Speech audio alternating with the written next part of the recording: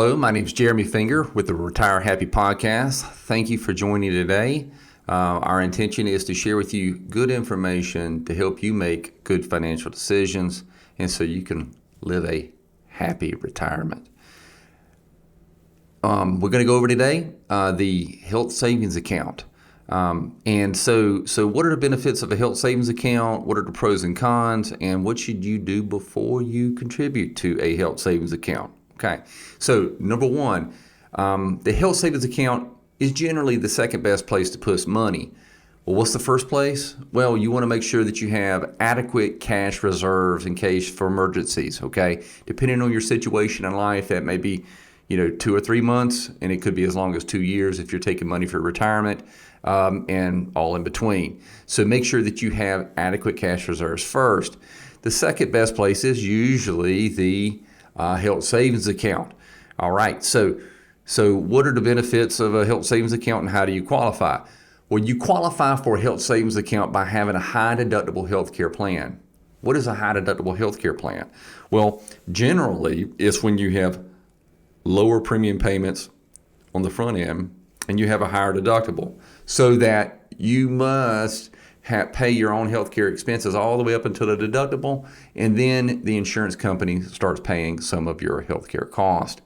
Well, why would you do that? Why would you want to have a plan like that? Well, obviously, lower premiums. And then you would want to do that. You would want to take advantage of that if you're relatively healthy and you feel like you may not be up, going up on using those deductibles, reaching your deductibles and having the insurance pay. So there is a bonus if you have a high deductible health care plan, and that is the health savings account. And a health savings account is like your bonus Roth IRA, but better. Well, okay, why is that? Well, so it is triple tax beneficial. On the first portion, it's like a traditional IRA in that you get a tax deduction on the front end. Okay, much like a traditional IRA. And that money can grow tax-free like a Roth IRA. And if you have qualified withdrawals, that money can come out tax-free. So, well, how does that happen? Well, so you can contribute through a health savings account with your employer, and my goodness, you could possibly get a match from your employer if possible. That's a wonderful place to do it. You can also, a lot of people set up these health savings account at banking institutions and have the money invested very, very conservatively, which may not be the best place. Well, why is that? Okay. So sometimes people contribute to a health savings account and then take the money out for their next healthcare expenses. I don't recommend doing that. Okay, you're really not getting all the benefits of a health savings account if you do it that way. Well, why is that? Well, think of it like a retirement account, an extra retirement account, like an extra Roth IRA. The best place to do it would be at an institution that can invest that money a lot like your other retirement accounts.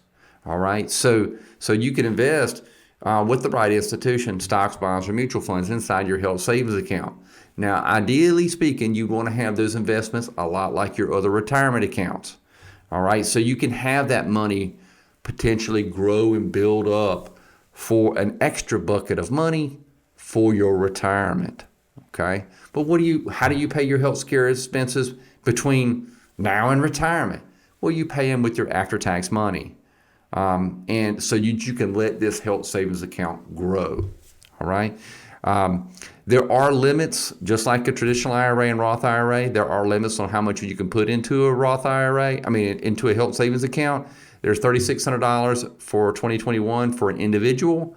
For a family, it's $7,200. And if you're over the age of 55, you can put an extra $1,000 in each one of those. Okay.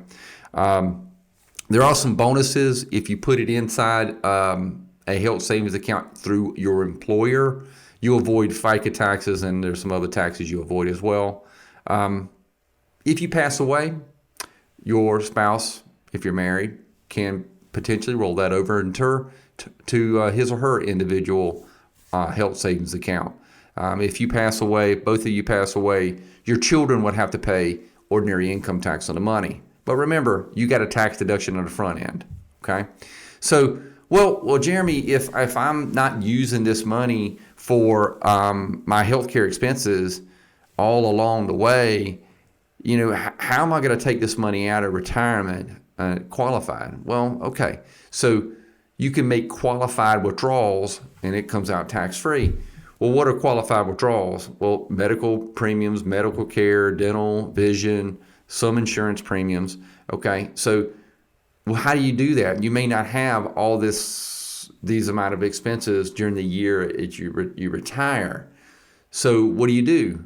You save your medical receipts. Okay, you shoebox your receipts. You plastic bag your receipts. You digital save your receipts from the day you open up your health savings account all the way to retirement.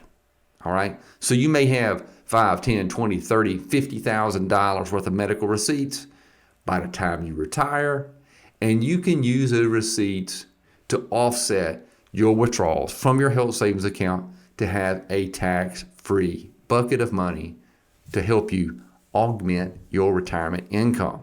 Okay, so what do you do at age 65 or whenever you do retire and you saved your receipts? So when's the best time to take that money out for you? Ideally speaking, to be most tax efficient, you want to coordinate your extra IRA, your health savings account, with your Roth IRA, with your traditional IRA, with your 401k, and your taxable income, and your Social Security. So you have all of these potential buckets of money for your retirement. The coordination of all of that to meet your cash flow needs at retirement, to maximize Social Security, to stay under certain tax brackets. Coordinating all of that is the best way to do that at retirement. How do you do that? Well, that's going to be another video. And if you got questions, comments about anything at all, feel free to give us a call here at Riverbend Wealth Management. Click the show notes if you want some more details on the information. Happy to do it, and retire happy. Thank you.